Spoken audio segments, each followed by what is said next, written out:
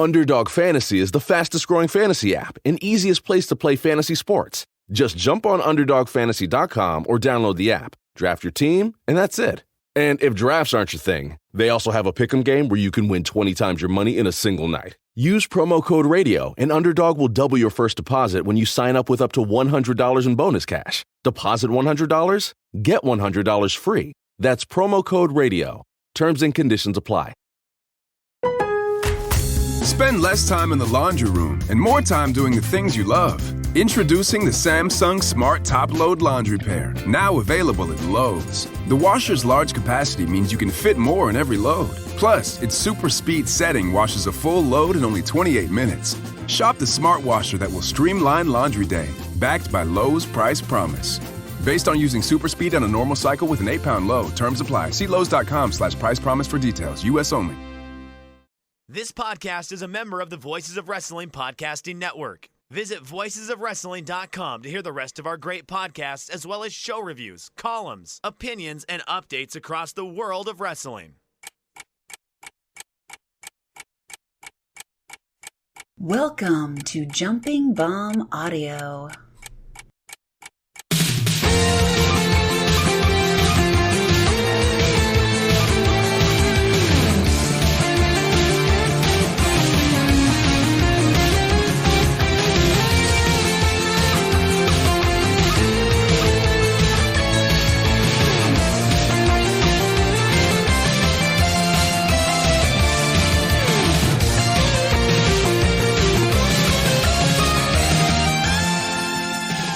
Hello, everyone, and welcome back to Jumping Bomb Audio, the #1 podcast all about the world of Joshi Pro Wrestling. And this week, it's our Golden Week spectacular. Golden Week has passed, but not on this podcast, because we are going to be talking about a whole lot of shows, diving deep into shows from Tokyo Joshi, Stardom, SEAdLINNG, Oz Academy, and many, many more.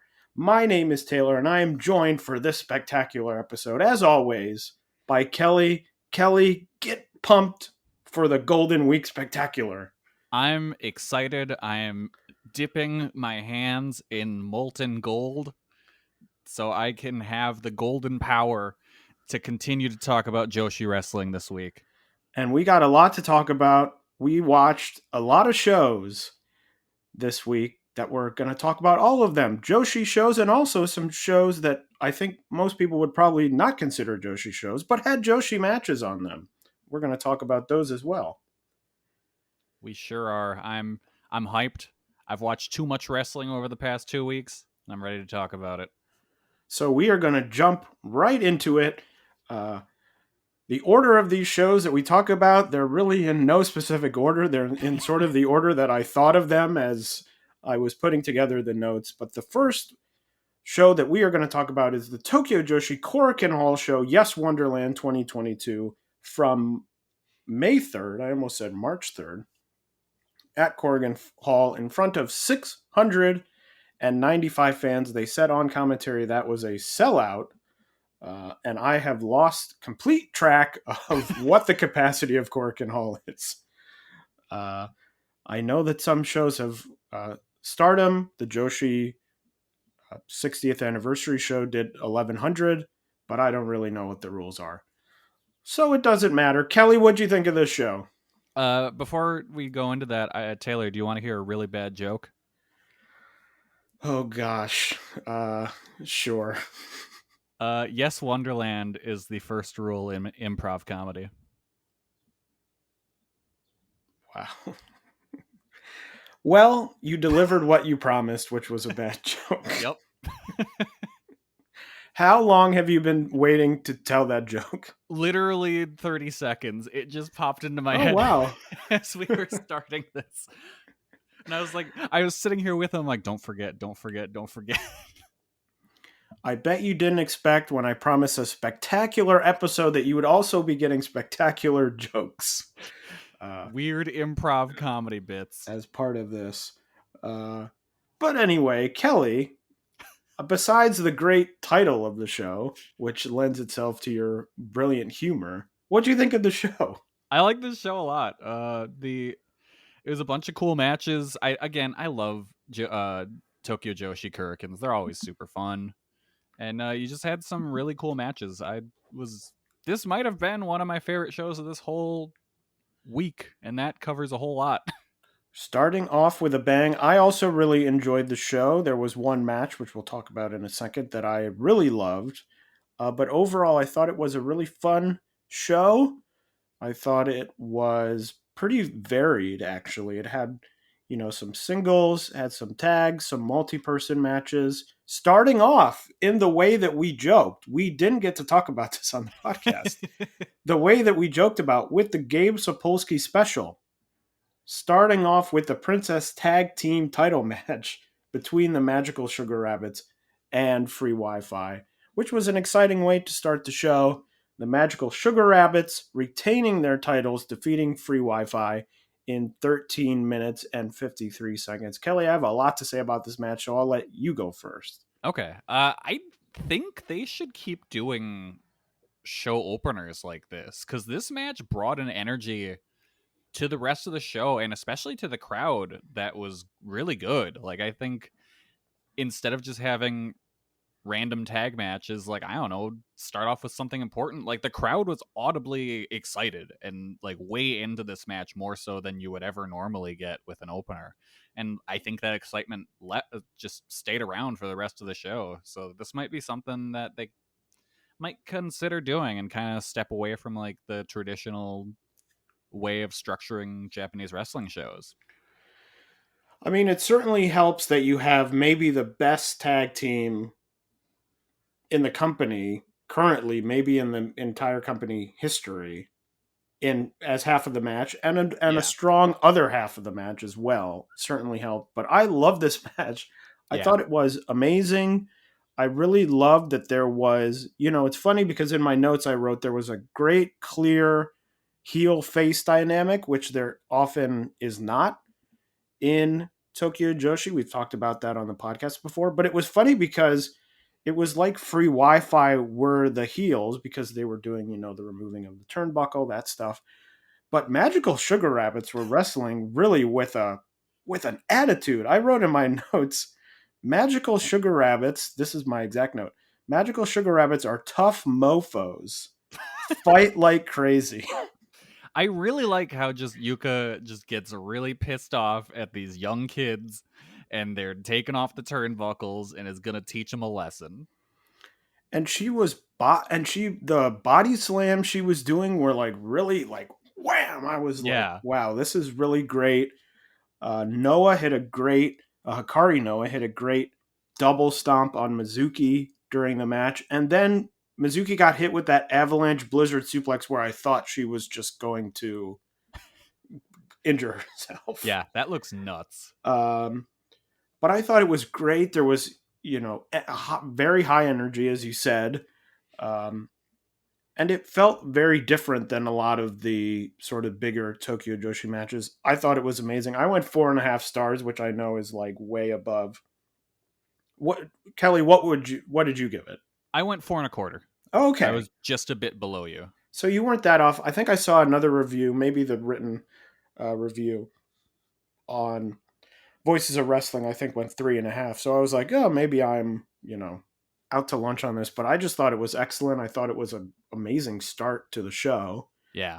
And one to definitely, my match of the night, without giving anything away, this was my, for sure, pretty easy match of the night.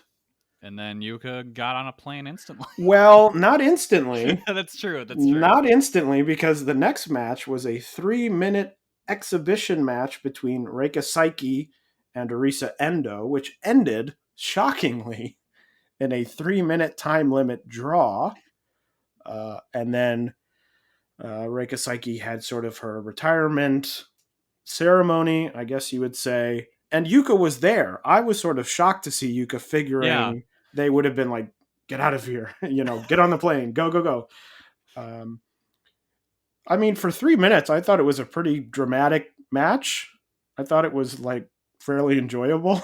Yeah, no, this was really good. It's also one of those things where I'm like, what a missed opportunity with Reika Saiki now that this promotion is sort of I moved in a know. different direction than when she left. And like she comes out and I'm like, man, she looks like $1,000,000. She looks so great. She's a good wrestler. Yeah, she hasn't lost a step in her time off. And so watching, I was like, well, this is sort of a bummer because she'd probably be a really valuable, if she came back, Yeah. she would be very valuable, but, wants to go off and do other things. So it was good to see her one last time. A good showing for Endo as well, even though it was only 3 minutes. Yeah, the whole retirement ceremony was super sweet. Like, I didn't realize the connection between these two until I was like, oh yeah, Wrestle 1. Never forget Wrestle 1, Kelly. Yeah. Well, I'd forgotten that Endo was like on the Wrestle 1 dance team or whatever they were called. So it's like, oh, okay, that's the connection between the two. Yeah, no, it was a good moment. I gave the match 3.5 stars. I really liked it. Oh, I didn't even give it a star rating because I'm like, 3 minutes Yeah. technically an exhibition match, which I never really just say like it's a 3-minute long match. Yeah. Like, oh, it's an exhibition match, as if like Endo would beat Reika Saiki and they would be like, well, but it doesn't count. But it's like, but she lost, or she did a time limit draw. Yeah. The next match was a tag team match, our second tag team match of the night. Mahiro Kiryu and Yuki Kamifuku defeating Haruna Neko and Kaya Toribami in 10 minutes and 9 seconds. I have one note for this match that I made, and my note says it was a match. Yeah. I like these teams. Like, I like them, these two groupings of people together. Like, I think Kiryu is probably at her best when she's teaming with Kamyu for whatever reason. Like, I don't know why, but she just brings out the best in her. And it's fun to have a cat and a bird on the same team. The next match was our first official singles match of the evening. It was Suzume defeating Juria Nagano in 5 minutes and 46 seconds. I thought this was a good match.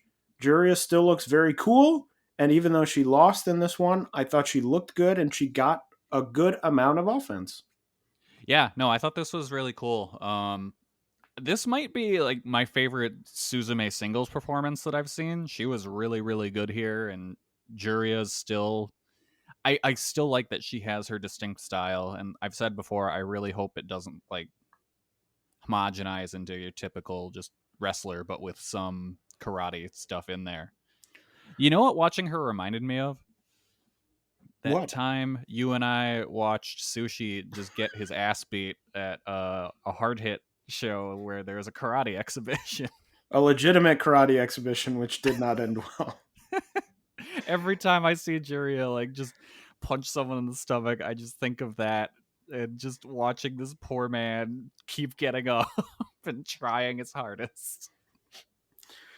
The good news is I think they are going to let her keep this offense. She is, we won't go too much into this now, but they did announce the Cyber Fight Festival matches for Tokyo, for all the companies, but Tokyo Joshi in particular. And Juria will be teaming with Miyu Yamashita in a 6-person tag on that show. So that's hopeful that they're sort of teaming her with the person who I would say her offense is sort of most closely related to. Yeah. Yeah, no, that's a good pairing. And on a sort of show that's representative of like, here's what our company is all about. Yeah. So that's a good sign. She continues to impress me. Yep. And interested to see where she goes. Yeah. I went 3.5 on that one. Yeah, I probably would have been around the same. Yeah. The next match was our first 6-person tag team match. Miyu Watanabe, Rika Tatsumi, and Yuki Arai defeating Pam Harajuku Raku and Yuki Aeno in 13 minutes and 41 seconds. I was a big fan of the Palm to Justice into the backbreaker during the match, and I thought that this match had a nice, hot little finish to it.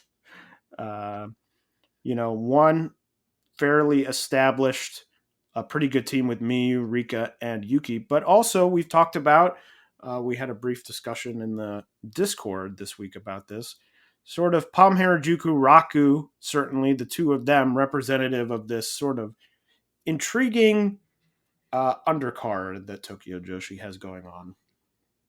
Yeah, I thought this was like a shockingly high effort random mid card tag match. Like I thought this was a good match. Another 3.5-star match for me. Like, I would be interested to see. I don't know if this is. I don't know what the plan is, and I have a feeling that Ito, now that Ito has the belt, it's probably going to be a little bit more wide than Tokyo Joshi. But like, I would like to see Palm get a, international princess title shot. I think that would Yeah. be interesting just to see, what would happen.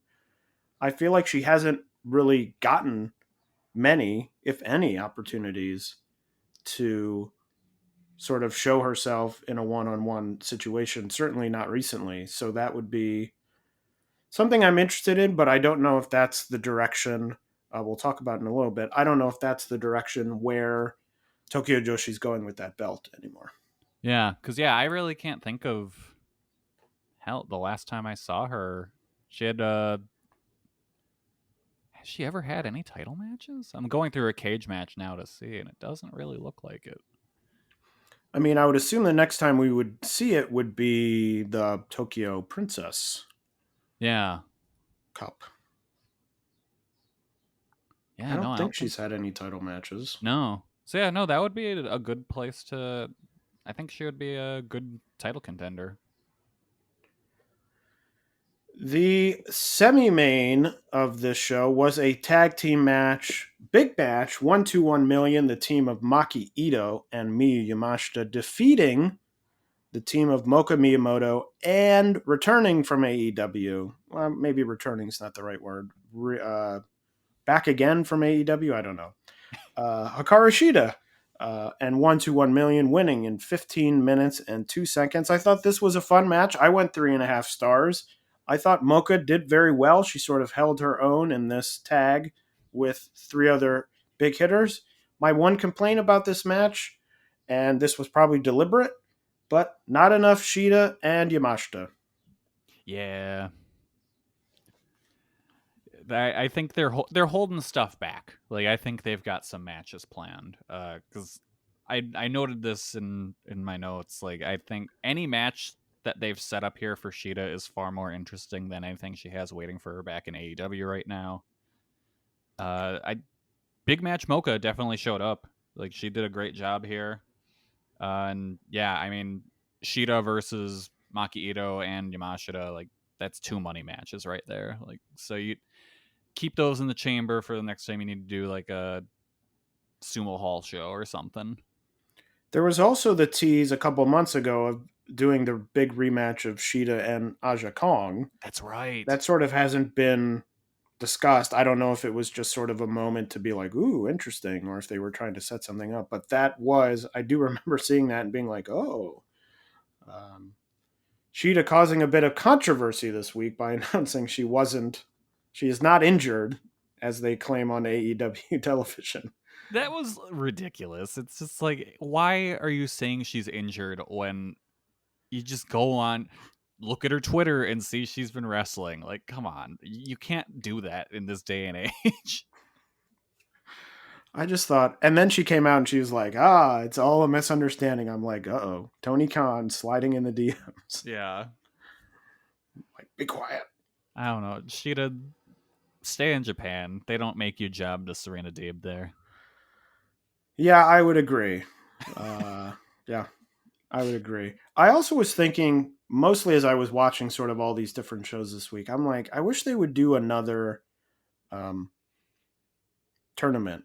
Yeah, that was cool. Because I'm like, now there's a lot of like really interesting people. Like I was thinking of like Suzuki would be really interesting. I'm like, oh, that would be interesting. Or like Saki would be interesting.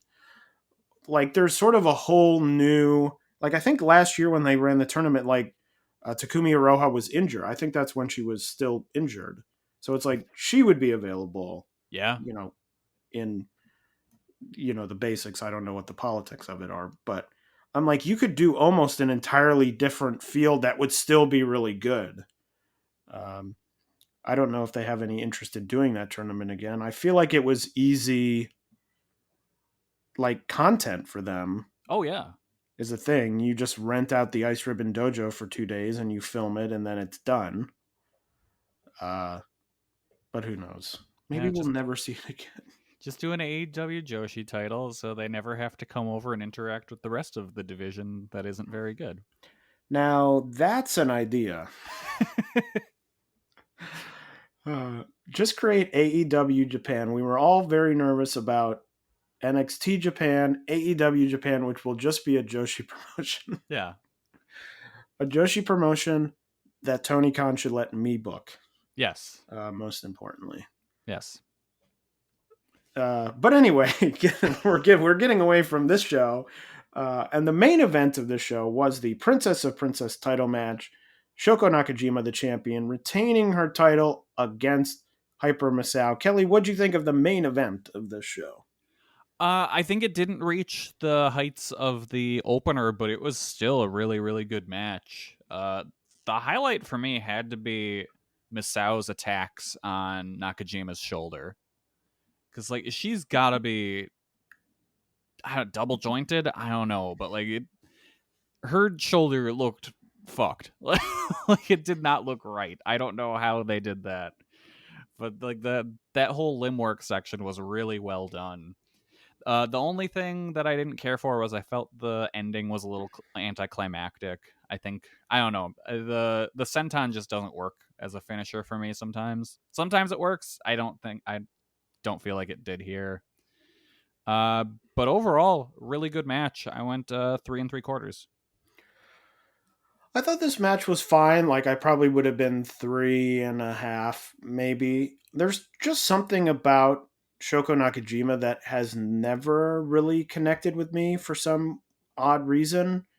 I don't know what it is. Like, I can't even explain it and be like, oh, it's this. It's just she's not a wrestler that when like I see her wrestle that I get really that I'm like, oh, I'm so excited. Yeah. To see this person. It's like I recognize that she's a good wrestler, but she just doesn't excite me. I mean, this match I think also was helped that I thought, oh, maybe Hyper Misao could win the match. She obviously didn't. It's just we're still in a weird, I don't understand the title. I mean, I guess I do understand the title, but I think I don't want to understand the title because I understand that it's like, the title is essentially 4 people who can like rotate between having the title. Like they announced for the Cyber Fight Festival, it's Shoko against Yuka Sakazaki. And it's like, oh, that will probably be a good match, but also it's the same group. It's like Miyu, Shoko, Yuka, Rika had it. But I'm like, when is anyone else? Like, it's the Cyber Fight Festival. You have like 50 matches on the show. However many matches you have. Why not do Shoko against, I don't know, like Mizuki or something? I don't know what the plan is, and I can't tell what the plan is beyond like, here's people we think are the top of our company, and these are the only people that are ever going to hold the title. Yeah, it's weird. I feel like at this point we can't even make predictions on who's ever going to win these matches anymore. It's like you just sort of wait. I'm like, Yuka could win the title, I guess. Yeah, she's won it before, so she can win it again. Yeah. But it's still one of those. But I thought the whole time Miyu was holding the belt to lose it to someone to elevate them, and then that turned out to be entirely untrue. So, yeah, just weird. But anyway, that was Yes Wonderland 22 from Korakuen Hall. Tokyo Joshi 2 days later, on May 5th, had a show Go Go Do It at Edion Osaka Arena number 2 in front of 348 fans. Kelly, you watched this show, so tell us what were your thoughts all about this show. Overall, it was a fun show. Nice, pretty quick watch. The opener had Yuki Aino defeating Haruna Neko. I think Aino's kind of dull, and this didn't change my mind at all. I went 2 stars on it. The second match was an Osaka Ultra Quiz. Hyper Masao defeating Kaya Toribami. So the match it was 2 count falls, and when you got the fall, you were then asked a trivia question about Osaka. And then that's where my understanding of the rules kind of falls away. I think it was whoever got 3 questions right first won. Well, according to the cage match, Hyper Masao won 2-1, so it may have been best of 3, maybe. Okay. Because, yeah, it was when they would get them wrong was when it kind of threw me, and I was like, I'm not sure what's happening now. But Toribami looked really good here. This was a lot of fun, but again, it was one of those where it's like the language barrier kind of made it a drag. Like, it's like those... We would talk every now and then about like ice ribbon matches where I'll just message you and be like, I have no idea what's happening anymore. There's too much nonsense and it's all in a language I don't understand. So it was one of those, but I thought this was fun for the most part. A classic DDT match before they had English commentary. Yes. Where like on the Korakuen Hall shows, it would be like the third match and you'd be like, something funny's happening. Yeah. I don't know what it is, but everyone's laughing and having a good time. That's exactly what this was. The third match, Free Wi-Fi defeated Pam Harajuku and Raku. That was a really good, just high-energy match. I went 3 stars on it. Then there was Yuna Manase defeated Mahiro Kiryu. I have no notes on this match. Oh, wait. I do have notes. So I just realized cage match swapped the matches happening, and I had them right in my notes. So Manase versus Kiryu happened before the free Wi-Fi match.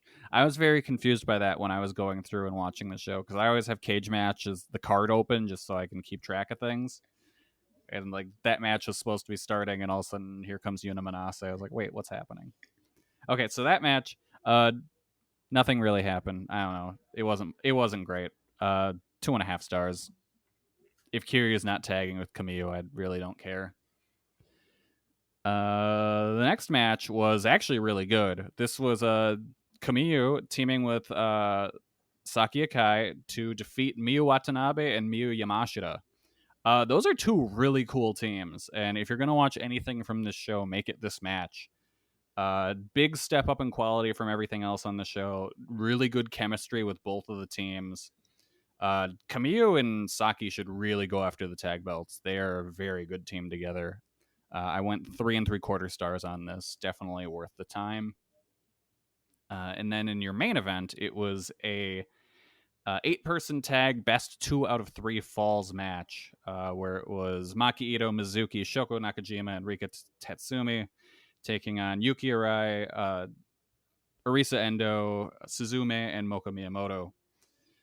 Really just completely unhinged behavior from Rika Tatsumi in this match. Just being real weird and doing her absolute best to piss off Maki Ito. And like to the point where Maki was about to lock in the Boston Crab and Rika was demanding to be tagged in for some reason. Until Ito made her say that she was the cutest in the world, and then she had allowed her to tag in. Rika tapped out Endo for the first fall, and then Nakajima beat Arai with the senton for the second fall. I kind of expected the younger generation to get at least 1 fall here, but they didn't. Either way, good main event, 3.5 stars. Fun little show. Also happening in Tokyo Joshi, this was a show that we didn't get to that happened today. On the day we're recording, May 15th, the Tokyo Joshi had a show. Hyper Masao and Shoko Nakajima challenged the Magical Sugar Rabbits for the tag titles. That match will happen on the June 19th Korakuen Hall show, which is 1 week after the Cyber Fight Festival. They also talked about Miyu Yamashita and Ito going to America at the end of the month. Ito will be defending her International Princess title against Mia Yim in Prestige Wrestling. That night, Miyu Yamashita will be wrestling Masha Slamovich. That should be good. And then the following night in Prestige, Yamashita and Ito will be facing off against each other. And the final thing announced on that show is Riho. Not that Riho, but Pro Wrestling Eve's Riho. I think that's how you say that, right, Kelly? I don't know. It's Rihio? I don't know. I've never heard her name actually said out loud. I will admit I don't watch Pro Wrestling Eve. I've only heard of this person. I mainly heard of them when people talk about them, and I think, oh, they've misspelled the word Riho. Yeah, every time I see her name, I'm confused. Rihio? I don't know. R-H-I... Rahio? Maybe. 'Cause you can't just go around calling yourself Riho and switching the name of it. Like, that's not how wrestling works. But it could be like Rahio because it would be like Ohio with an R. But yeah, maybe. Is that a British thing? I don't know. I don't know. I don't understand anything about that country, so I'm the wrong person to ask. Anyway, she will be joining Tokyo Joshi on May 29th. I believe she's the first foreign wrestler in Tokyo Joshi in something like 2.5 years, which is crazy to think about. But good to see that they're getting people in.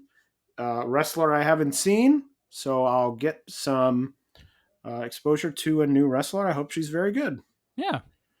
So that is all for Tokyo Joshi. But next we have Stardom. Stardom's big show on May 5th was the Fukuoka Goddess Festival from the Fukuoka International Center in front of 1,156 fans. Kelly, I'm interested to hear what your thoughts were on the show overall. To be honest, I don't have many thoughts on this show. It kind of just like went into my head and went right back out for the most part.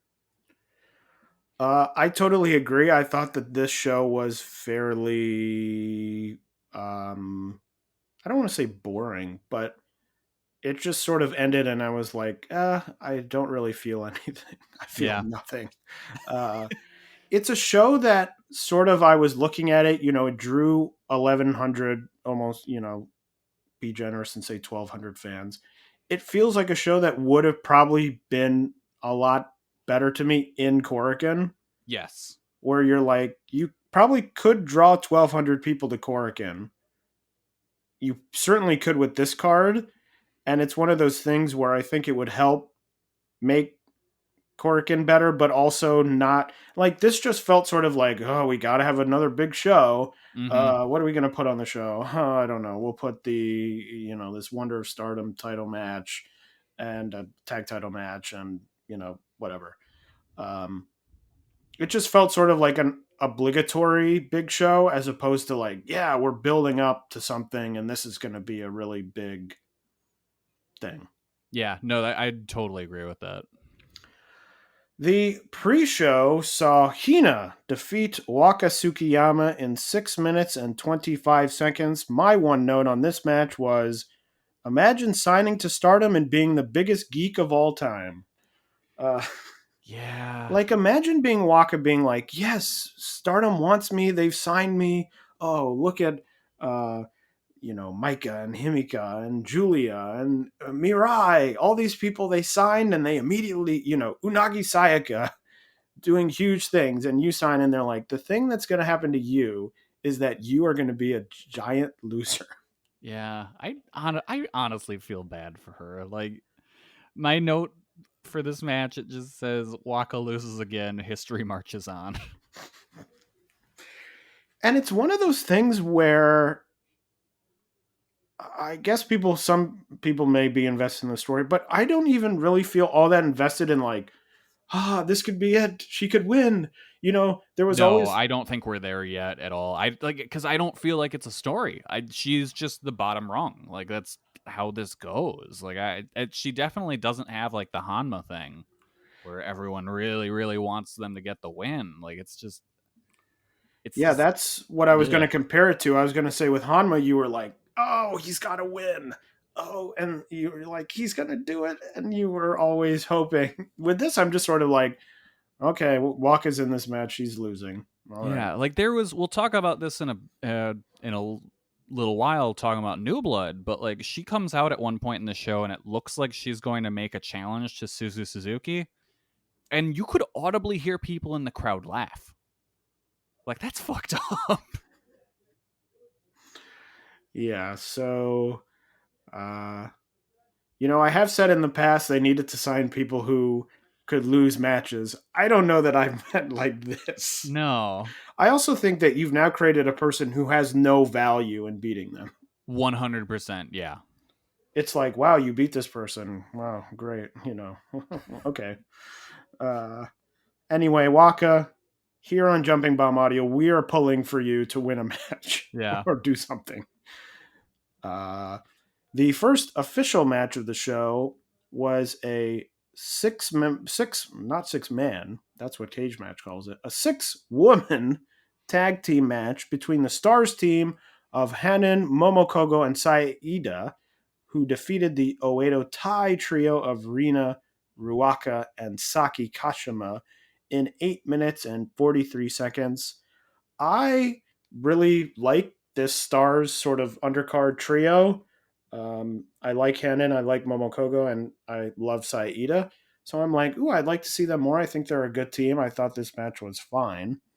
But I really like that Stars trio. I feel like everyone makes fun of Stars, like they're the uncool group in Stardom. Like people are like, oh, Donna Del Mundo, and now God's Eye, and Oedo Tai, and it's like Stars. Look at those geeks over there. And I'm like, but they're like nice people who I think are good wrestlers. Yeah. I feel like Cosmic Angels slowly sliding more and more into the geek role. Well, I also feel like they're sort of I don't know. There are also not that many of them. No, that's true. They're like this tiny unit. They had Mei Sakurai, who they now don't have. Yeah. But yeah, it's just, I always hear like, oh, Stars, this unit, they're terrible. I'm like, this is a good, like for an undercard team, like to trot out Hanan, Momokogo, and Saida, it's better than this group of Oedo Tai geeks. Oh, God, yeah. Like Ruaka. Rina, I think, is fine. Saki Kashima, but I'm like, I'm not complaining about having this group of Stars people. And you got Mayu in the group, and you have Hazuki and Koguma. So I'm like, it's a good team. I'm a Stars defender. Here we go. Yeah. But anyway, that's all I have to say about the match. Yeah, no, I thought this match was fine. I like that Hanan got the pin, so we got to hear her banger music. The next match was another 6-person tag team match. The Cosmic Angels team of Mina Shirakawa, Tam Nakino, and Unagi Sayaka defeated the Queen's Quest trio of Azumi, Lady C, and Utami in 10 minutes and 3 seconds. I have to say, Cosmic Angels coming out in the Liger mask, I thought it was a haunting image. Yeah, I don't know why. It was like Tom's head looks real weird in the mask. It's something where I'm like, it doesn't look weird on Liger himself, but maybe I'm just used to seeing it. But they all came out and I was like, ooh, this is like sort of spooky. Yeah, no, it was odd.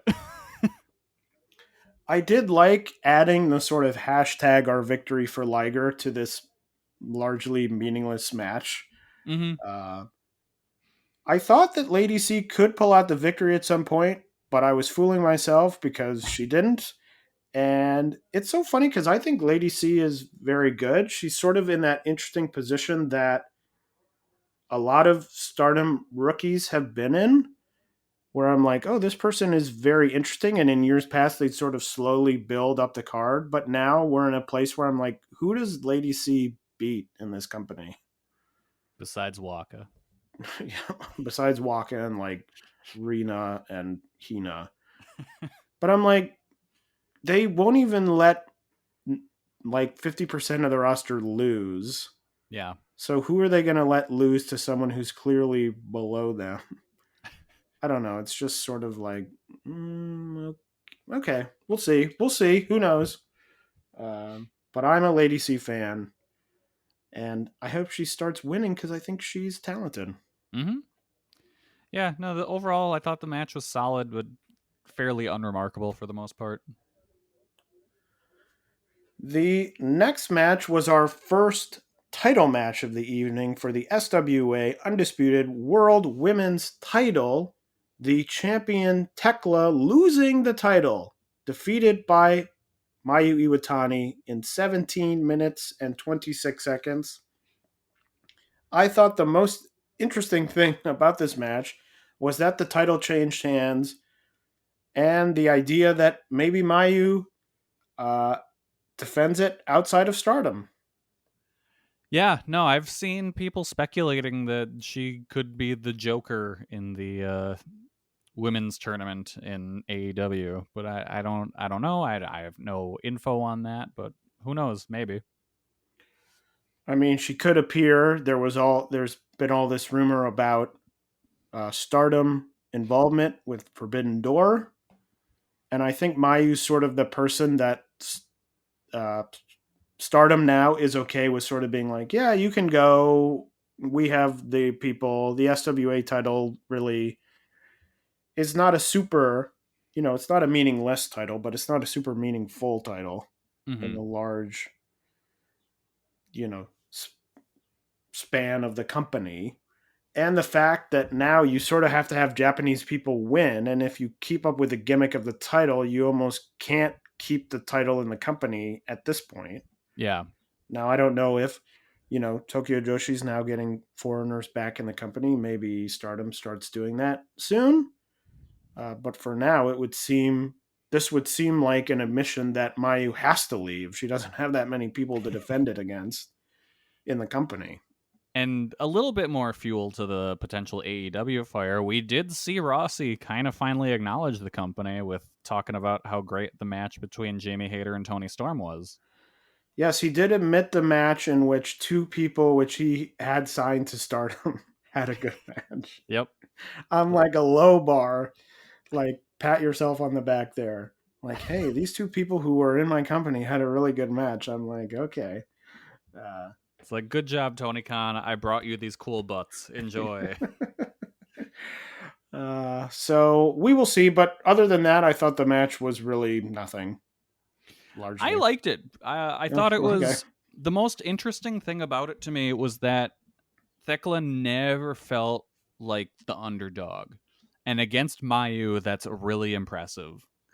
This felt like a really important match for her, which was cool. And I thought they both worked really snug throughout. So overall, I liked it a lot. I went 3 3/4 on it. All right. Well, there you go. Some difference in opinion there. The next match was an 8-person tag elimination match between the God's Eye team of Amy Sourei, Mirai, Shuri, and Konami, defeating the Donna Del Mundo team of Julia, Himika, Mai Sakurai, and Natsupoi in 26 minutes and 32 seconds. I refuse to believe this wasn't like an hour and a half long. I have a lot of varied notes on this. I'm trying to remember, we watch so many things that I'm like, gosh, this feels like I watched this like a long time ago. Like, you can't tell me that the final stretch between Mai Sakurai and Mirai wasn't at least 20 minutes on its own. My final note on this match is, why did Mai last so long? Which, like, Mai Sakurai is just, well, I don't get it. I don't get it at all. Like, just, there's no redeeming qualities for her as a wrestler. She's fine, but like, there's nothing distinct about her. I don't get it. I was annoyed because I thought Himika looked like a star, and I feel like she's sort of pegged into not a star position in this company. So I wrote Himika as a star. I'm annoyed. Yeah. I thought the Shuri Konami stuff was cool. I thought they had some fun elimination stuff. I thought Konami was made to look like an idiot when Julia laid that towel down blatantly in front of her, and then Konami like slipped on it like a banana peel, which I was like, why? She looks so stupid doing that. Yeah, that was not great. But I thought it was fun, and I think I agreed with you in that it probably went too long, but I think they had a lot of time to fill because it wasn't really that long of a show. Yeah, that's our thoughts on the Yeah, match. no, this was the point over all of these shows where I was like, oh God, please let this end. I have so many other things to watch. I don't want to watch this anymore. Well, you still had 2 matches to get through. The semi-main event was the Goddesses of Stardom title match. The team of Hazuki and Koguma winning back their titles from the Oedo Tai champion team of Momo Watanabe and Starlight Kid in 22 minutes and 19 seconds.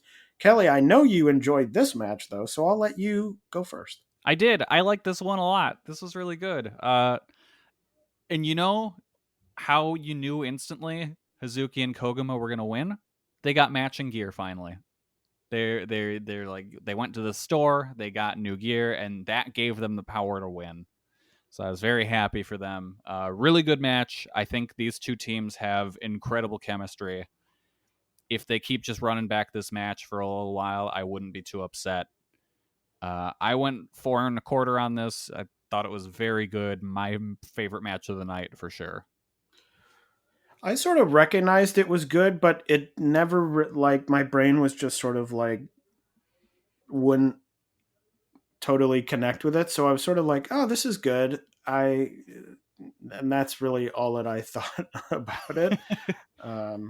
This was the match mostly where I was like, this would probably have been like in a smaller building, like in Korakuen, where maybe some people try and sneak in some cheers. I'm like, this probably would have felt like really big Yeah. in a Korakuen as opposed to like sort of swallowed up by this big building with not,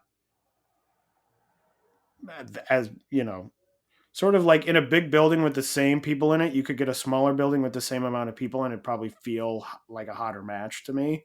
Mm-hmm. So yeah, really the top of the show, I really didn't have a lot of thoughts, and this was the most where I was like, this is another big show and my mind is turning off. Because the main event was the Wonder of Stardom title match. Saya Kamatani retaining her title, defeating Maika in 24 minutes and 58 seconds. My only note on the match was this is every Stardom main event.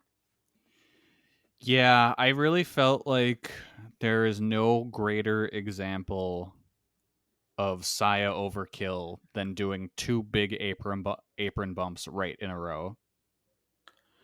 I just feel like there's such a pattern, and then it was sort of these two people. Like, I like Maika, I think that she's good, but I think that she most easily falls into these sort of tropes of like big matches where I'm like, I could probably say to you right now, or I could have said before the match, I'd be like, they start out, they do some grappling, then they end up on the floor. They hit some big moves on the floor. They roll back in the ring. They do some stuff. They go to the apron. Someone hits a big move on the apron. Okay, they roll around some more. They get back in the ring. They do a forearm exchange. Forearm, forearm, forearm. Then they start, we're going to hit some moves from the, like, it just feels like a lot of these matches are the same beats. Yes, 100%. To me, where I'm like, they always go to the floor. They always do big moves on the ring apron. They always do forearm exchanges in sort of like the second half of the match that take a lot of time. They're playing the hits. Yeah. And I was just sort of like, it's not hooking me. Yeah. You're now actively working against yourselves. Because, like, I'm really excited. This is looking a little bit ahead. I'm excited for Shuri Risa Sera because I'm like, that could be a totally different match. Yes. Than we see from a lot of these things where it's like everyone, I feel like, looks at the other matches that people are doing and they're like, I have to do that match in a big spot. I finally realized what my big problem with Saya matches is. She reminds me of Dolph Ziggler, where you never feel like they're wrestling to win the match. They're wrestling to have a good match. Like she's wrestling to get the 5-star match in Fire Pro, not to win. So like I never get that feeling that she's out to win. It's just, let's do the best match we possibly can and give these people a show. And I'm like, that's not what I want. Like, I don't want to be. I want a good show, of course, but I also want to buy in and believe that this is a real thing that's happening. And I just never do with Saya matches. And it's not like she isn't talented. She's very talented. I just think she's very bad at laying out her matches, and I think could use help from someone. I don't like. I was thinking honestly. I was thinking about this during the New Blood show. Is that she and Aoi? That's how you say her name, right? They have very like they're from the same background essentially, right? Because Saya came from like the dancing scene, essentially like her, right? Yes. And I feel like Aoi has a much like more rounded game than Saya does. Like Saya's very good at some things. She's very bad at others. Like I don't know if maybe Saya needs to go see Taka for a while or something. Just like get some other trainer's influence in there or something. I would just kill for a main event that has some story that is more than like 3 weeks old. Yes. And that isn't defined by, hey, we had a press conference and one person said a wacky thing to the other person. Or like, hey, one show ago, I came out and I said, I want to, I'm like, I want a match with a big story that I'm like, like a Julia Tom, that big match. I'm like, that had some stakes beyond, okay, who's the challenger of the month? Who's a challenge at this point? Who's the challenger of the, every few weeks? Yeah. At this point, I just need something more than, hey, we're just going to go out there, put on this match that we do. I'm like, what are the stakes? And again, it's, sometimes I say this and people are like, what? But you don't understand. Like in the press conference, she said this to the, and I'm like, just because a week ago she said something in a press conference, like that is not getting me hooked. Yeah. Like I want a story of, like I said, the Starlight Kid stuff was really well done because you had some previous backstory. It wasn't just like Starlight Kid is bad now and that's the way it is. It's like I just need something more, especially from these smaller, quote unquote, smaller big shows.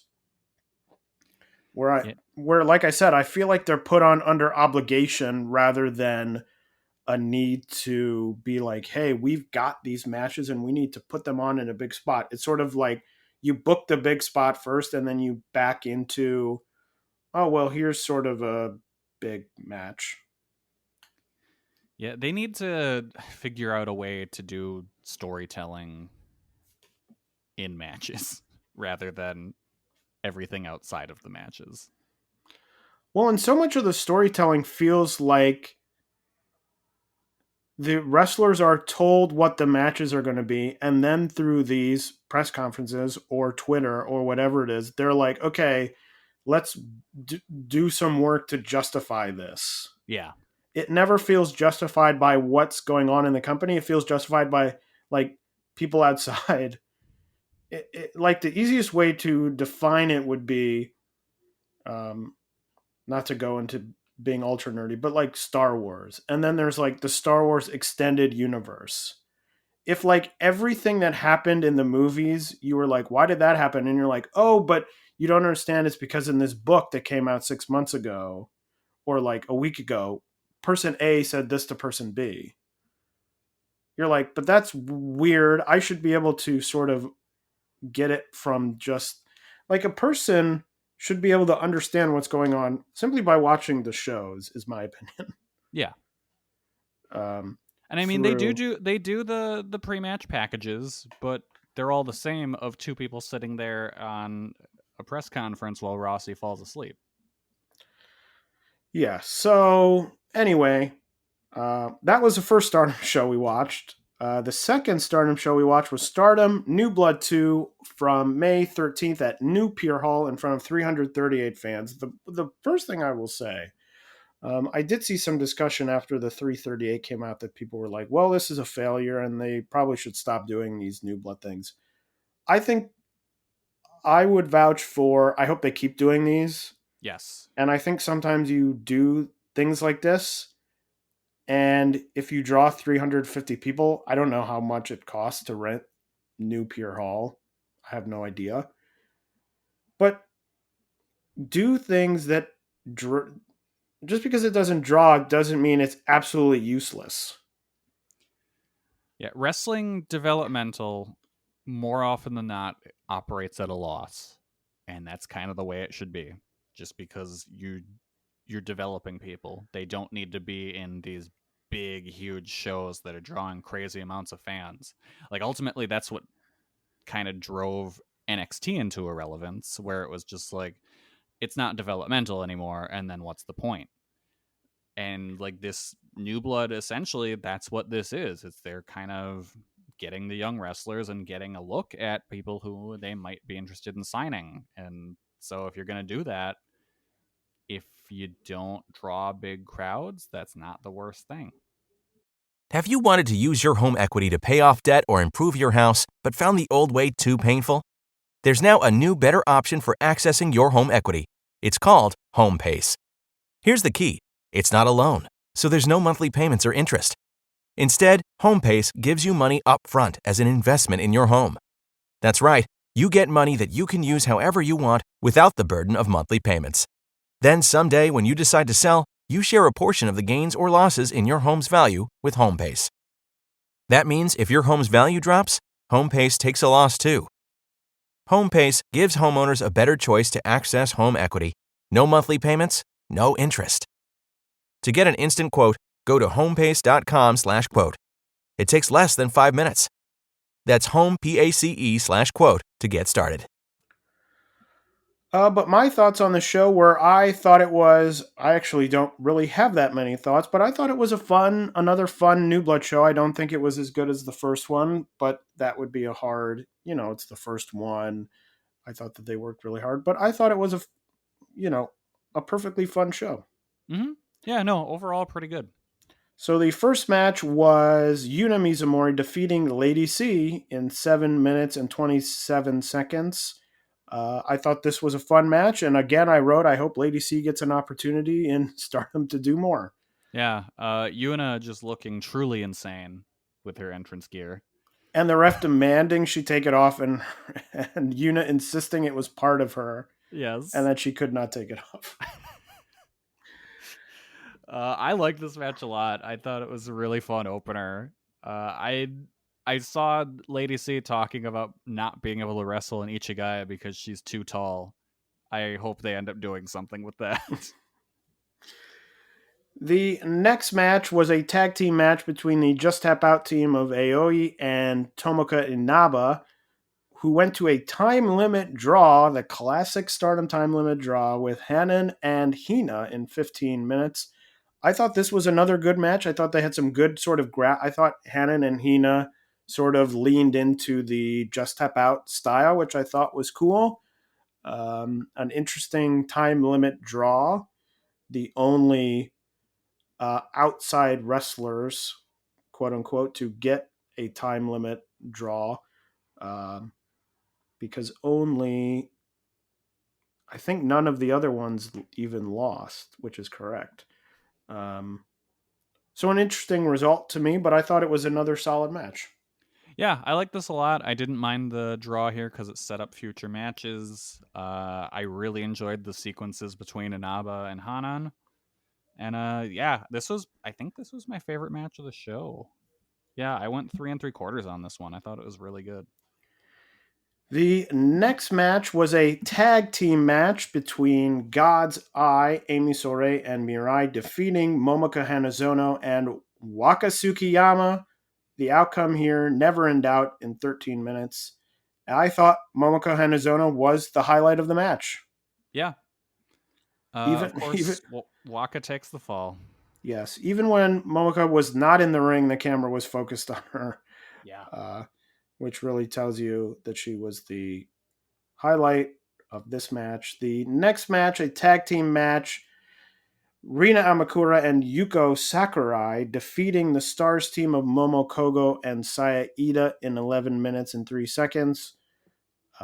Still a big SEAdLINNNG fan. I thought she looked good here. I thought, not to sound like a broken record, another fun match. Yeah, no, this was good. Thought it was good, hard-hitting action overall, and the colors team came off really well. The next match was a singles match between Suzu Suzuki defeating Mei Sakurai in 12 minutes and 58 seconds. Felt more like a story match than an actual match, with Suzu staring down Julia. And then after the match, Risa Sera attacking Shuri after this match. But I thought this was fine. Kelly, I'm sort of with you. Mei Sakurai doesn't do much for me. I thought she was mostly here as sort of a stand-in defense between Suzu and Julia. So at the end of the day, I was sort of like, this was fine. Yeah, I went 2.5 on it. It was whatever. The match itself was completely overshadowed by the post-match with Risa Sera killing Siri with that air raid crash off the apron to the floor. And the main event was a 6-person tag team match. The team of Mina Shirakawa, Unagi Saika, and Haruka Umasaki defeating the Oedo Tai team of Rina, Ruaka, and Starlight Kid. I thought that the Cosmic Angels Haruka Umasaki team was really fun. I thought Haruka Umasaki looked really good. I think she's very good. Another person who we were talking about that AEW tournament, if they did another one, would love to see her in it. Yeah. I think she's very good, and I thought a solid main event to end a, solid show. Yeah, no, decent main event. I really enjoyed the sequences between Starlight Kid and Haruka Umasaki for sure. Also happening in Stardom. Stardom had shows, sort of house shows on May 3rd, 4th, 7th, and 8th. And then they had a Korakuen Hall show on May 15th. Utami defeating Azumi in that 5-way match to become the official leader of Queen's Quest, sort of the chalk pick there for Utami to become the leader. They also announced the participants of the 5-star Grand Prix. There are going to be 26 of them.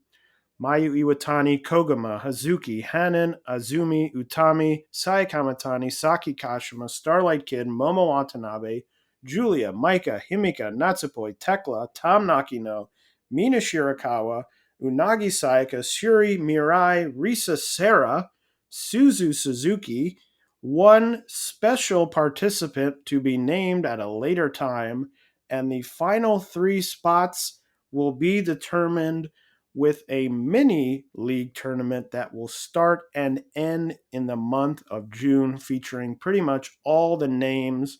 If you didn't hear their name and they wrestle in Stardom, they will be in that mini league tournament. So we're talking Miyu Amasaki, we're talking, Lady C, all those people. I'm slightly worried about doing a league tournament in the month leading up to another league tournament. Yeah. I don't know how really hyped I am for that, considering that I do enjoy the 5-star, but usually by the end of the 5-star Grand Prix, I'm totally wiped out. And now we're adding another month of matches. But we'll see. I think it's very exciting to get the 2 Prominence members in there with Risa Sera and Suzu Suzuki. Interested, I don't know this, I haven't looked it up, if Suzu and Risa are the first people ever to wrestle in both Catch the Wave and the 5-star Grand Prix in a single year. I don't know that. If you do know that, shoot me a message, because that would be interesting to know. Will be interesting to see who the special participant is, to be named later. But that is for future episodes. The next show that we watched, Kelly watched SEAdLINNG from May 13th at Shinjuku Face in front of 220 fans. Kelly, tell us about that show. The show was pretty good. I was really happy with it. Pretty much a quick, easy watch too, which was really nice. The opener, Makoto defeated Misa Kagura. Good opener. I don't really have many thoughts on it. I went 3 stars.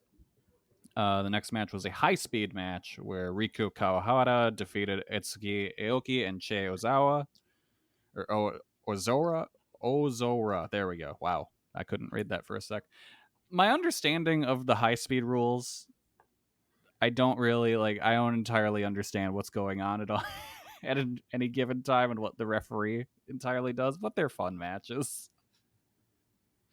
Like Yeah, I what think is you have to hit the rope before you make the pin, but they're sort of very loose. yeah, because rules. sometimes she would make the people like the stop pinning and get up and run the ropes twice and then go for the pin. But then like if you do a roll up, that's perfectly fine. It's very confusing. Uh, the next match was a tag team match with Amazon teaming with Rina Yamashita to defeat Asuka and Ayame Sasamura. This was my first time seeing Amazon. She impressed. This is another company bringing in a foreigner for the first time in a long time. And I think Amazon is officially signed. Oh, wow. Okay. I think that was the thing. She officially signed. She had been in the company. I don't remember what the last time she was, but she was sort of a regular visitor. Okay. In years past, I want to say. I don't remember when. I don't remember. I want to say, I think I looked through a cage match. I want to say it was like 2019. Yeah, that sounds right. But she has been in, but I think they announced that she was like signed to the company. That's cool. I was surprised to see Asuka take the fall until I realized, oh, wait a minute, this sets up a tag title match. So yeah, good match. I went 3.5 stars on it. The semi-main was a 6-woman tag match with Ryo Mizunami, Yoshiko, and Yu defeating Dash Chisako, Hirio Matsumoto, and Miyuki Takase. This was pretty much non-stop action from bell to bell. Really enjoyed the exchanges between Yoshiko and Dash. I went 3 3/4 on that one. And then in your main event, Arisa Nakajima successfully defended the Beyond the Sea title against Riko Kaiju. This match was great. I really liked Nakajima's like emotional arc throughout the match of starting off not taking Riko seriously at all and then getting mad this little girl is actually like taking it to her and then finally kind of overcoming that anger and deciding, you know what, I just need to put her away. And Riko fought so hard throughout this whole match, fought super hard to the very end, but like, you know, this is the biggest match of her career, and to Nakajima, it's just another Friday. So yeah, this was really worth checking out. I loved the story here. I went 4 1/4. Sorry, not 4 3/4. That's really high. But very good match. Definitely worth making some time for. The next show I watched was the Oz Academy show on May 8th from Shinjuku Face in front of 269 fans. Started off with a singles match, Tsubasa Kuragaki defeating Itsuki Aoki in 13 minutes and 29 seconds. I thought it was a fine opening match. Aoki was sort of the... I don't want to say flavor of the month. That's sort of more derogatory than I want to be, but she was seemingly like everywhere for a whole year. And that seems to have sort of cooled down, which I find sort of interesting. And now I don't really know what I think about her because I've seen her so much that I'm like, am I just sort of mid on her because I'm like, oh, I've seen her in so many matches. I don't know. But I thought the match was fine. The next match, the Beast Friend team of Aja Kong and Kaori Yoneyama defeating the Mission K4 team of Kakeru Sekiguchi and Sonoko Kato. The biggest thing that happened for me during this match is I was eating food and I found a staple in my food. Oh, God. Which was slightly concerning. I wasn't sure. It was food that I had made, which means that it was probably my fault. Oh, no. That there was a staple in my food, but that was very concerning. But my one note was, you know, Aja's back. She had the knee surgery. Is she moving better? I can't really tell. I don't know if it's like me hoping she's moving better and so sort of looking for positive things and removing the negative. It does seem like she's moving slightly better. You know, she is up there she is getting older. She has been wrestling for a very, very long time. So I think there's naturally a ceiling there. But, it makes me hopeful for something like we talked about, another Aja Kong Shida match, if that would happen. Um, as long as she's healthier, that's the important thing. But I just sort of look and I haven't really figured it out yet. The next match was for the number one contendership of the Oz Academy Pioneer title, which is their three-way title. So the first of two number one contenders, Akino defeating Yumi Oka and Yu. I just have to say, we don't really talk about her that much on the show. I feel like not a lot of people talk about her in general. I think Yumi Oka is great. I think she's one of the most underrated wrestlers around in the Joshi scene. Has been very consistent for years. So I just had to give her a shout out during this match. I thought she was good. And I think she's always good. And then the main event was a 2 out of 3 falls 6-person tag team match between the Ozaki-gun team of Maya Yukihi, Mayumi Ozaki, and Sayori Yano, who defeated the team of Hiroyo Matsumoto, Rina Yamashita, and Hikaru Shida. I thought this match was great. If you like the Oz Academy main event style, this is a good match for you. If you don't like it, give it a skip. Just a high energy, chaotic, you know what you're getting into, and they deliver exactly what you expect. I thought having Shida in there, having Shida back was great. Some really fun stuff. Osaki throwing a chain around, hitting people in the hand with it.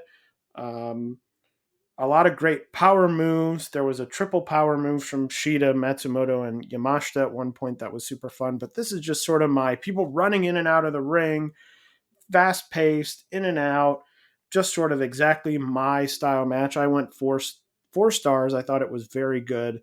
And like I said, if you like the Oz Academy style, certainly one to check out. It was super fun having Shida in there for a little bit of a, change of pace back in Oz. So very good show, an easy show. As I said, only 4 matches on the entire show. So a very quick watch with a good, fun main event. I also watched the Catch the Wave opening round show for Pro Wrestling Wave, which was at Korakuen Hall on May 5th in front of 406 fans. It started out with a tag team match, Hikaru Shida and Miyako Matsumoto defeating Sakura Hirota and Yuki Miyazaki in 105 minutes and 12 seconds. It was a match that lasted the entire show. It was the first match. They ended up leaving the ring, traveling around Korakuen. I think they came back twice before they came back for the final time and ended the match after the main event, which was very funny because Nagisa Nosaki, who had won the main event, had given her sort of thank you for coming speech. She was leaving the ring, and all of a sudden they appeared, and Nosaki made a dash to get out of there, being like, what's going on? They had a point where they returned during after Itsuki Aoki and Miyuki Takase, where they came back and Hikaru Shida did an eye poke to Yuki Miyazaki. That was the longest eye poke I've ever seen. Usually when you see an eye poke in a wrestling match, it's doink, and then it's over. She took her fingers and pressed them against. I was like, is she trying to pull her eyeballs out? Oh God! It was wild. There was water involved. Sakura Hirota at one point got an AEW chant going amongst the crowd. The usual Hirota doing her headstand on the turnbuckle with Matsumoto during her leg lift. I don't know what you want to call it. But that sort of weaved in and out of the whole show. The first sort of regular match was a 5-way match between some of the participants of the Catch the Wave tournament that weren't wrestling in Catch the Wave matches on the show. Kaori Yoneyama defeating Hanako Nakamori, Haruka Umasaki, Risa Sera, and Yu. In that one, the first Catch the Wave match was in the future block. Riko Kawahata defeating Chie Ozora in 9 minutes and 39 seconds. I thought this was a really strong match, a really good kickoff to the tournament. I thought Chie had a lot of really interesting offense, which is good. This is going to seem like an absolutely backhanded compliment that I'm about to say.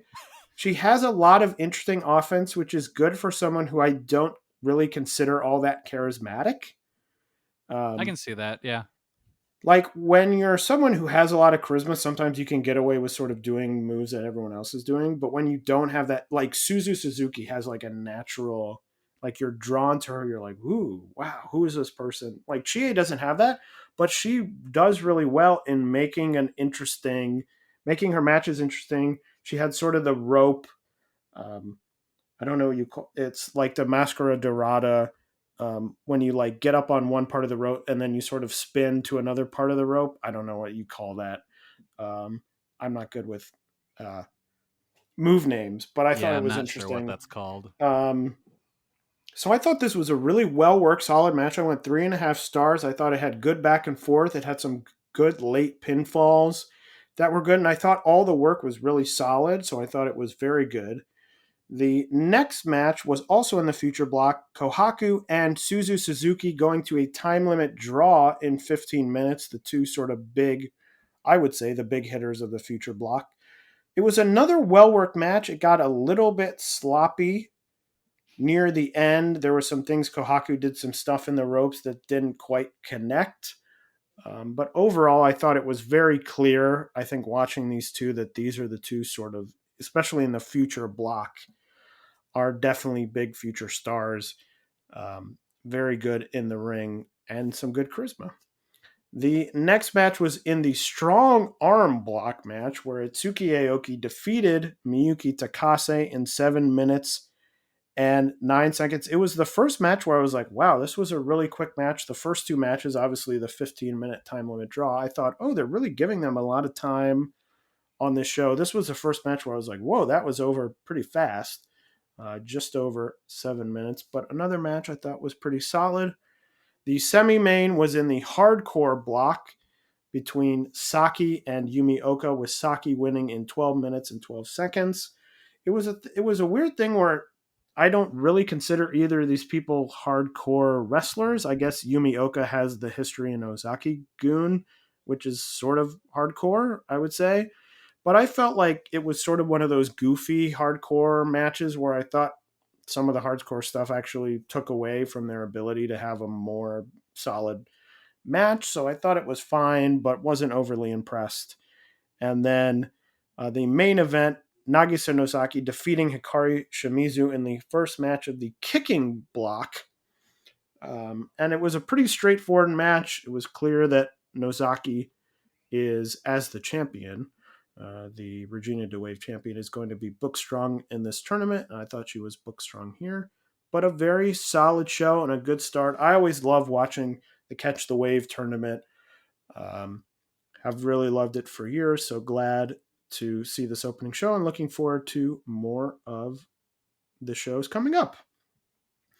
The next show that both Kelly and I watched was the Gatoh Move Return show on May 3rd from Itabashi Green Hall in front of 189 fans. The show started with a three-way tag team match, Antonio Honda and Trans Am Hiroshi defeating Chonshiryu and Sayuri and Hagane Shino and Toru Owashi. Kelly, what did you think of this match? Didn't have many thoughts on this match. I thought it was fun. I'm always kind of just blown away looking at Trans Am Hiroshi, looking like an entirely different human than he used to. Yeah, I thought this was a goofy match, which was pretty much what you probably expected if you saw the participants here. And I really like Trans Am Hiroshi, so big ups to Trans Am in this match. The second match, a singles match, Sayaka defeating Tokiko Kirihara in 9 minutes and 25 seconds. My only note for this match was the commentary was very muffled. Yeah, they eventually kind of figured out what was going with that, because like it sounded like they were recording from like ringside or something. It was very weird, but eventually I think they uncovered whatever rag they had over the microphone or something. But yeah, the match was, I thought it was decent. Solid showing from both women. The next match was a 6-person tag team match. Ken Oka, Sayaka Obihiro, and Yuna Mizumori defeating Chris Brooks, Masahiro Takanashi, and Shin Suzuki in 12 minutes and 38 seconds. Always love to hear bad communication. Shout out to that song. Yes. And I thought this had a really fun finishing sequence. Yeah. My only note on this one is it says Suzuki takes the fall as he should. The semi-main event was a singles match, Balianaki and Hikaru Sato going to a 15-minute time limit draw. My first question is Aki getting more jacked? Yes, he's definitely getting in better shape. I was very impressed by that. And other than that, I thought it was a really fun match. Yeah, I thought this was really good. Really hard fought, hard strikes. Really hope we get a rematch with a longer time limit because these two have a really good chemistry. I like this a lot. I went 3 3/4 on it. And the main event was a tag team match. Haruka Umasaki and Mei Suruga defeating Chie Koshikawa and Kaori Yoneyama in 19 minutes and 47 seconds. I thought this was a great match. Thought it was really fast-paced, which everyone knows I love. I thought it had a lot of good near falls. Had some weird timing things, but I thought it was a very strong main event and a very strong end to the show. Yeah, super fast paced, pretty much action throughout the whole thing. Really strong closing stretch. I do love the fire that Chie shows, but sometimes she gets a little too excited and the chops she throws just do not connect at all. So she needs to watch out for that. But other than that, really good main event. I went 4 stars on it. But that was not the only shows that Gatoh Move ran. Kelly, I know they ran some Choco Pro shows, so tell us about those shows. They sure did. So Choco Pro 225 on May 3rd in the main event, Chie Koshikawa and Yuna Mizumori went to a time limit draw against Mei Suruga and Antonio Honda. Aside from the usual Honda nonsense, this was pretty good. Chie and Mei continued to brawl after the bell, and I didn't realize it at the time because I watched shows out of order. This kind of led into the match they had the next day at the Gatoh Move Returns show. But yeah, like and really good intensity from Chie shown here. So like it was a really cool closing angle. I like that you see them do it sometimes, but not to this extent where it's like, oh, this feels like this is legitimately uncomfortable. This is good. And then on the 8th, there was Choco Pro 226. The main event featured Best Bros, Mei Suruga and Balianaki defeating Shin Suzuki and Tokiko Kirihara. Then on the 14th, there was Choco Pro 227. The main event saw Yuna Mizumori and Sayaka defeating Chie and Mei Suruga. Yuna and Sayaka are going by the name Tropical Violence, and that rules. So I'm hoping that team will get a tag title shot coming up against Best Bros. Really good main event. I went 3.5 stars. And then on the 15th, there was Choco Pro 228, which all around was a really, really good show. And honestly was one of my favorite Choco Pro episodes in a while. The opener, Mei Suruga defeated Tokiko Kirihara. This was probably my favorite singles performance from Kirihara. Really fun match. They had good chemistry. Went 3.5 on that one. Then Cheon Shiryu and Sayuri defeated Chie and Masahiro Takanashi. Big win for Dragon Ninja. That's the team name for Shiryu and Sayuri.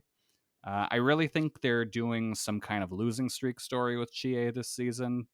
So look out for that. See how that plays out as the season proceeds. Went 3.25 on that one. And then in the main event, Balianaki defeated Swasti Kamen. Really good main event, and a good reminder that Swasti Kamen kind of rules. I forgot how much I enjoyed him. 3 3/4 on that one. Super watchable show. Nothing like amazing, but everything was really good at minimum. So definitely worth checking out. There were also some Joshi matches on non-Joshi shows. The first was the Heat Up Korakuen Hall show. I believe their second ever Korakuen Hall show. I was to go off on a tangent. I was in attendance at Korakuen Hall for Heat Up's first ever Korakuen Hall show. They did they turned off all the lights at the beginning of the show and did a star field in Korakuen Hall. I'll always remember that. That's one cool. of my big memories of that show and of that trip that I went on. But the second Korakuen Hall show for Heat Up, Sora to Tayo to Hanare Kojima, attended by around 650 fans. The second match on the card was a 6-person tag team match. The Choco Pro team of Chie Koshikawa, Mei Suruga, and Yuna Mizumori defeating the Colors team of Hikari Shimizu, Saki, and Yuko Sakurai in 10 minutes and 58 seconds. My one big thought on this show is Saki comes off like a huge star to me. Something that probably a year, 2 years ago, if you said she's going to come off like a big star, I don't know that I would have agreed with you, but I think she comes off looking really major. The gear looks really good. She has a lot of confidence. I think that her breaking away, doing this color stuff away from Actress Girls has been really good for her. Now in Stardom, doing the stuff in Stardom. So just had to give a shout out to Saki, even though she was on the losing team here. Still looked very good, and I'm looking forward to seeing more of what Colors does in the future. Kelly, I know you watch some non-Joshi, so tell us about those shows. On GLEAT, G Pro Wrestling version 24 from May 3rd, Akane Fujita defeated Michiko Miyagi. Once again, they have Miyagi get beat by an outsider, because I feel like the homegrown, or not even homegrown, but the home team for GLEAT never wins, ever. And I'm kind of starting to come around to thinking that Miyagi isn't very good. Like, I don't know. She's fine, I guess. Fine enough match. 2.5 stars on that one. And then Just Tap Out ran Takataichi Mania 2.5 on the 6th, which you can watch on New Japan World for a fee, I believe. Saw Misa Kagura and Sumika Yamagawa defeat Rhythm and Yu Yamagata. And then you also had Tomoko Inaba and Aoi defeat Suzuki and Akane Fujita. Really good showing from the Just Tap Out team, and I'm really looking forward to the Suzu versus Inaba singles match they set up. I went 3.5 stars on that one. What else happened in the world of Joshi Pro Wrestling over the last 2 weeks? Sendai Girls had 2 shows. Those did not make tape. They are not up on their YouTube yet. But on May 6th, Miyuki Takase and Mika Iwata defeated Manami and Ryu Mizunami to become the number 1 contenders for the tag titles. They also had a show on May 7th. You will notice, sadly, we did not talk about Ice Ribbon's big Yokohama Budokan show on May 4th. That was in the plans. Unfortunately, their live show that they did, the sound mix is very bad. You cannot hear the in-ring sound. You can only hear the commentary. So did not watch that show, very sadly. I'm hoping it comes out in some other form soon, Samurai, or being put on their YouTube in some manner, because I did want to watch the show and I wanted to cover it. The story of Ice Ribbon on Jumping Bomb Audio. Yeah, pretty much. Is that they also had shows on May 7th and May 14th. Diana had a show on May 3rd. Ayako Sato defeating Madeline to retain her Diana title. And they also had a show just recently on May 15th. Wave also had a show today on May 15th with 3 Catch the Wave matches. Pure J had a number of shows the 3rd, 4th, 5th, and 15th of May. On the 4th, Leon defeating Yu to retain the Pure J open weight title. So that is everything that has happened over the last 2 weeks of Joshi. What is happening coming up? Well, it's not as busy as it was the last 2 weeks, I'll tell you that. But there's still some things happening. Stardom has 2 house shows on May 21st and May 22nd. And then on the 28th, Stardom Flashing Champions from Oda Ward Gymnasium. It will open up with a 6-person tag match drawn by lottery. The participants in that include Amy Sourei, Lady C, Saida, Momokogo, and some others. The next match will be Mina Shirakawa, Unagi Sayaka, and Waka Tsukiyama versus Suzu Suzuki, Akane Fujita, and the newly named Mochi Natsumi. Utami and Miyu Amasaki will take on Tom Nakino and the returning Kairi. So Kairi having another tag match here going up against the interesting team of Utami and Miyu. I think I could probably guess who takes the pin in that match. Definitely Kairi. Yeah. But interesting. Certainly doesn't look to me as if Kairi is going to be in a title picture or in any sort of focus at this point. But good to have her. I like seeing Kairi wrestle and glad to have her in Stardom. Next, the first of many title matches on the show. Hanan will defend her Future of Stardom title against Ruaka. Kelly, is Ruaka, your favorite wrestler, the one to dethrone the record or near record reign of Hanan? I swear to God, if she ruins this reign, I'm going to be so mad. I think it might happen. It just seems I like such a know. random match that I'm like, I guess it could. I hate it. Yeesh. I'm going to be so angry. Well, we'll have to see. The next title match, Mayu Iwatani will take on Fukigen Death for the SWA title. Don't think the outcome is in doubt here. Is Fukigen Death like is she a ghost or a clown? Is that why she can wrestle? I have not even heard, so I don't know why this match is happening. Is that why they're like, oh yeah, clowns are their own thing? No, what's going to happen is Fukigen Death is going to win, and she's going to go to Forbidden Door. You know what? Screw it. That sounds awesome. No, they could do Fukigen Death against Abaddon. Yeah, there you go. There you go. A great match for Forbidden Door. Yep. Oh, gosh. The clown against the... What is she, a zombie? Yeah, kind of. Anyway. The next match, the recent loser of the SWA title, Tekla, will take on high-speed champion Azumi for that title. Another one, bit weird. The person who just lost her title getting another title shot. Do you think Azumi retains her title here? I think so. It's nice to see someone else in the division, though. It is. That is very true. And it should be a good match. The next match is for the Artists of Stardom title. The champions Maika Himika and Natsupoi will take on Saki Kashima, Starlight Kid, and Momo Watanabe. I think Oedo Tai could come away from this as champions. Yeah, no, I think it's entirely possible. Because the Down to the Mundo team, they've had those belts for a while now, haven't they? They've had them for a while, and they also seem like now the least important titles in the entire company. Oh, yeah, for sure. So, yeah, no, I think you see a title change here. And, Kid and Momo just lost the tag titles, so, give them another title to have and carry around.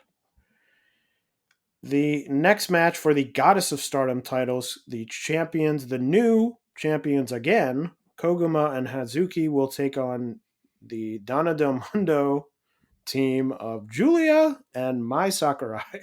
Julia's like, yeah, I want a team with this bag of socks. Let's go. Boy, if Julia and Mai Sakurai win, that will be interesting. If they win and Ruaka wins, I'm throwing my laptop out the window. So you won't hear from Kelly on next episode. It will be another episode with just me.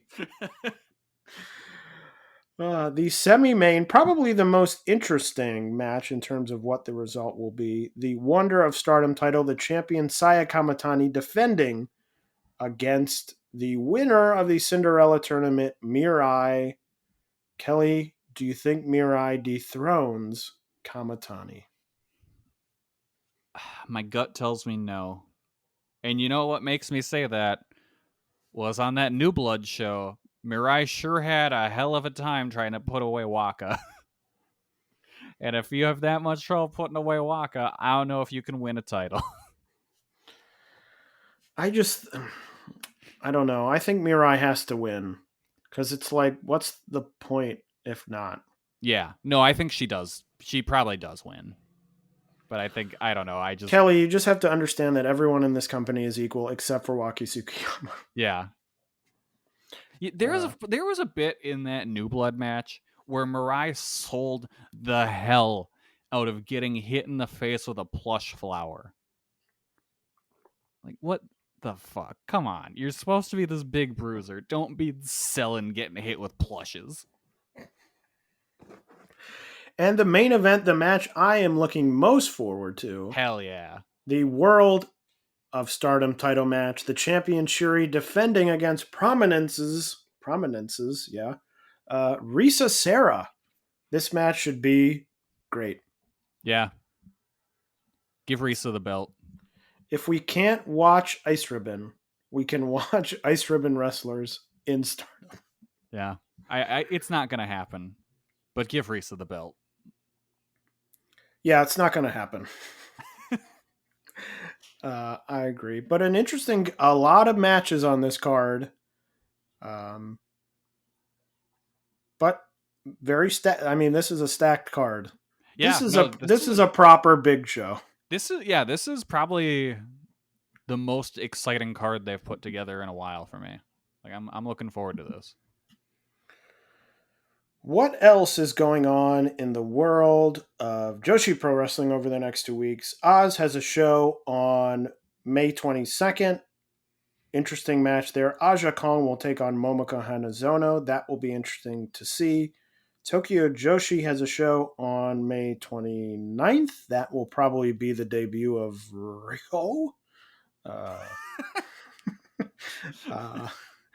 Ice Ribbon has 3 shows, one on May 21st and 2 on May 28th. The Catch the Wave tournament will continue on May 18th. Hikari Shimizu versus Sai in the kicking block. Yuki Miyazaki versus Risa Sera in the hardcore block. 2 comical block matches. Hibiscus Me versus Miyako Matsumoto and Sakura Hiroto versus Kaori Yoneyama. And then the main event will be Kohaku versus Chie Ozora in the future block. May 22nd, we'll see Yuki Miyazaki against Saki in the hardcore block. Hibiscus Me against Kaori Yoneyama in the comical block. And Itsuki Aoki against Yu in the strong arm block. And then another show on May 29th, Hanako Nakamori against Hikari Shimizu in the kicking block. And 2 future block matches. Haruka Umasaki against Chie Ozora, and the main event, Riko Kawahata against Kohaku. That looks like a good show. Kelly, what is coming up on Choco Pro? All right, Choco Pro's got some shows coming up. On the 21st, you got Choco Pro 229. On the 22nd, you got Choco Pro 230. On the 26th, you have, I believe in Shinjuku Face, May Saruga's 4th anniversary show, headlined by May taking on Suzume from Tokyo Joshi. Also on that show will be Chei Koshikawa taking on Haruka Umasaki, and an Asia Dream tag title defense with CDK defending the titles against the Suicide Boys, Mikami and Thamasak Toba. And then also on the 29th, there will be Choco Pro 231. Also coming up on May 20th will be the first NOMADS show. NOMADS, the freelance show filled with freelance Joshi wrestlers. That show, Tei Hanma against Momoko Hanazono, Kaori Yoneyama, Makoto, and Maika Ozaki versus Hikari Shimizu, Rina Amakura, and Yuko Sakurai, Kaho Kobayashi against Hiroyo Matsumoto, Saki and Sayori Ano against Asuka and Yu, and the main event, Rina Yamashita and Maya Yuki against Miyuki Takase and Ryo Mizunami. Kelly, what match are you looking forward to most on that show? Honestly, I think the Kaho Kobayashi versus Hiro Matsumoto match. That should be good, and especially because it's Kaho's return match. She hasn't wrestled in quite a little while, I think, now. It has been quite a long time.